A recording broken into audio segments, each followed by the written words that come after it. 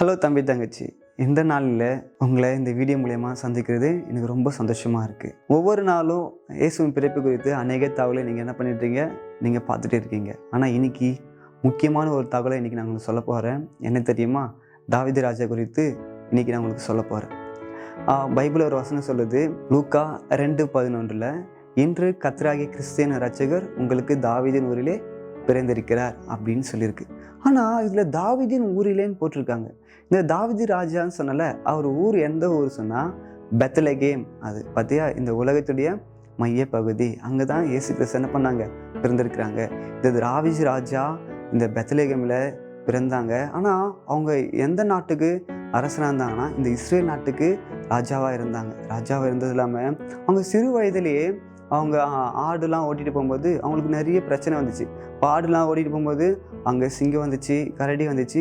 இது எல்லாமே அவங்க என்ன பண்ணாங்க, அந்த ஆட்டை பத்திரமா காப்பாற்றி மீட்டெடுத்தாங்க. ஆனால் மற்றவங்கிட்ட யார்கிட்டையும் சொல்லவே இல்லை, நான் இப்படி செஞ்சேன் அப்படி செஞ்சேன்னு. ஆனால் ஸ்பெசிஃபிக்காக இன்னொரு விஷயம் செஞ்சாங்க. என்ன தெரியுமா?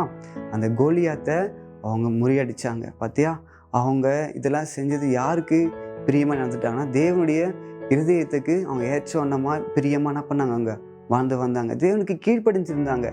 ஏசாயா தீர்க்கதரிசி கூட அவங்க ஃபர்ஸ்டே கண்டிச்சாங்க. என்ன தெரியுமா?